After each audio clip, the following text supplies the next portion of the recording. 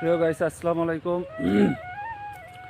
বাংলাদেশে রাজশাহী জেলায় তানোরে সম্ভবত একটা 2 বছরের বাচ্চা একটা পরিত্যক্ত নলকূপের ভিতরে পড়ে গেছে। সে বেঁচে আছে কিনা মারা গেছে আমি জানি না। আজকে আমার সারাদিনে মোবাইলে নেট নাই। তো যাই হোক, আমার ভিডিওটা যাই যে দেখছেন একটু শেয়ার করে দিবেন। কারণ বাংলাদেশে যেখানে যেখানে পরিত্যক্ত নলকূপ আছে, দয়া করে সবাই সচেতন হবেন, এগুলো বন্ধ করে রাখবেন। কারণ আমাদের দেশ জনবহুল দেশ, বিশেষ করে ছোট বাচ্চারা যেন পড়ে না যায়। তাই সবাই সচেতন থাকবেন, দেশের যাই যেখানে আছেন, যাদের নলকূপ আছে পরিত্যক্ত, এগুলো দেখে একটু বন্ধ করে রাখবেন, আর যেন কোনো বিপদ না হয়। বাংলাদেশে এইটা কিন্তু ঢাকায় এরকম একটা ঘটনা ঘটেছিল।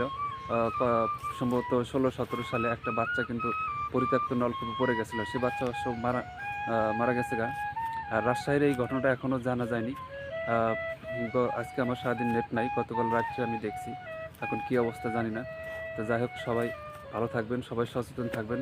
বাংলাদেশে যার যেখানে পরিত্যক্ত নলকূপ আছে সেটা বন্ধ করে রাখবেন, যেন আর কোনো মানুষ বা কোনো বাচ্চা যেন বিপদে না পড়ে। সবাই ভালো থাকবেন। আসসালামু আলাইকুম।